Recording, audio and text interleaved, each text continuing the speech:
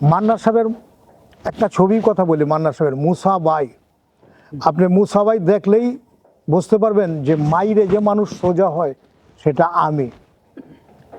কারণ অনেক ছবিতে এরকম অনেক কাজ করছি আর কি, যা অগণিত।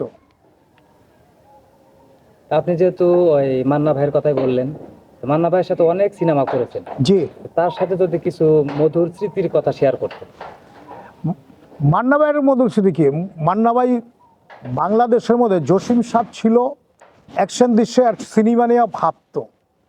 সেই ভাবাটা মানে পরবর্তীতে মান্না সাহেব ভাবতো যে এইটা দর্শক কী চায়, যার জন্যই তার যে গলার যে বয়সটা, সে মান্না ভাই কথা বললেই লাগে যেমন আপনার ভাই পাশে কথা বলতেছে, এরকম একটা প্রতিবাদী লোক, গরিবের বন্ধু, যেমন মান্না ভাই এইরকম মানে লাগতো যে আমার ভাই আইসা পড়ছে, আমার আর কোনো চিন্তা নাই। কি ছবিটা দেখলে মনে হতো এইটাই আর কি মান্না ভাই।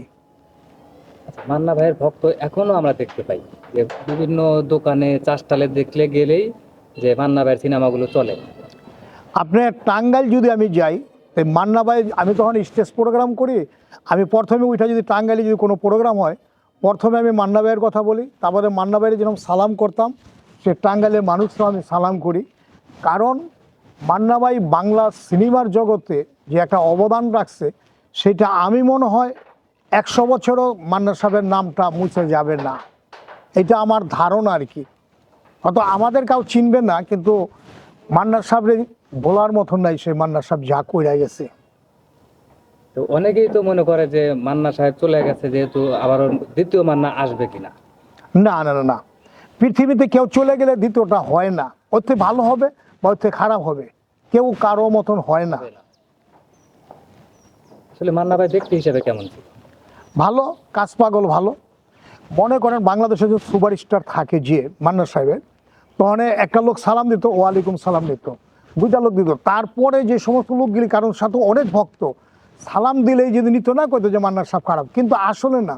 যদি সালামি এতটা নিতে হয় যদি, তাহলে তো গল্পটা তার বেরেনতে জায়গা, যার কারণে অনেক সময় শুধু কিছু বলে না, অনেক সময় বলে যে এই হিরোটা কোনো কথা বললো না, কোন কারণে, কিন্তু সে তো গল্পের মাধ্যমে আছে। যেমন আমাদের যদি একটা ডায়লগ স্ক্রিপ্ট পড়া দেয়, তখন কারো লগে ভালো কথা বলি না, কারণ আমার স্ক্রিপ্টে যা আছে, আমার ওই শুটিংটা কিভাবে করব, আমি ওই চিন্তাটা করি আর কি।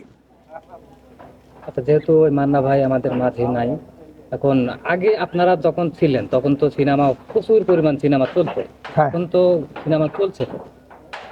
আপনি ভুল বললেন, সিনেমা চলছে না মানে মানে খুবই কম চলছে, না, হল কম। পৃথিবীটা অনেক ছোট হয়ে আসছে। আপনি মনে করেন, আপনি দেখতেন শুধু সিনেমা হল, বাংলাদেশে আমি যখন ফিল্ম আসি 600 সিনেমা হল ছিল। আমি যে সময় মানে বাংলাদেশ যখন সুপারস্টার স্বর্ণযুগ চলে, তখন 1400 সিনেমা হল হয়েছিল। এই 1400 থেকে কমতে কমতে অহনে মনে 200-250 হয়েছে। আর অহনে ইউটিউব চ্যানেল আর ক্যামেরাম্যান এবং আর্টিস্ট বাংলাদেশ ভরা, কে কাটটা দেখবো। আপনি দেখবেন যে কোনো একটা বাড়ি ফেসবুক ছাড়া আছে। আপনি কারো বাড়িতে যদি দাওয়াত খাইতে যান, তাহলে কি করেন, দুইটা কথা করবার, ভাই ভালো আছেন, এই যে আপনি প্রেজেন্টেশনটা দিলাম আর খাইলাম, খাওয়ার মধ্যেও আরেকজনের ভিডিওতে দেখাচ্ছেন, এই মুরগির মাংসটা কলম ভালো হয়েছে রে, তার থেকে আয়, তুই কই আসছ। আগে কি এটা ছিল? আগে ছিল আপনার সাথে কেন্দ্রে কথা বলবো, কীভাবে আন্তরিকটা হবে। অহনে মানুষের, প্রতিটা মানুষের আপন জন হয়েছে তার মোবাইল, তার মা বাবাও এত আপন না যে মোবাইল যতটা আপন ভাবে মানুষ। সবথেকে রুবেল ভাই হিরো হইবার আগের থেকেই আমি তার সাথে, ওস্তাদ জাহাঙ্গীর আলমের ছাত্র আমি আর কি, তার সাথেই আগে এই ছিল। পরে রুবেল ভাই হিরো হওয়ার পরে আমি দীর্ঘ 12 বছর একটানা তার স্টেনিয়া ছিলাম আমি। আর ছবি, এরকম কোনো ছবি নাই যে আমি কাজ না করছি। আমি রাজ্জাক সাহেবতে শুরু কইরা লাস্টে যে হিরো আলম আইছে, ওর মাইরও আমি খাইছি। আর ওখানে ইউটিউবে বাই, ইউটিউবেও আয়াও মাইর খাইতে হয় আর কি, যদিও ওখানে বয়স হয়ে গেছে গা আমার। এই বয়সের কারণে অনেকটা চরিত্রগুলি যে একটু ভারবার্তিক। আর আগে তো মিশা ভাই, ফরিদি ভাই, তাদের আন্ডারে কাজ করতাম, ওই ধৈরা নিয়ে আয়, মিশা ভাই অর্ডার দিয়ে ধৈরা নিয়ে আয়, তো ধৈরা আনতে গেলে মাইকটা আমারই মারতো।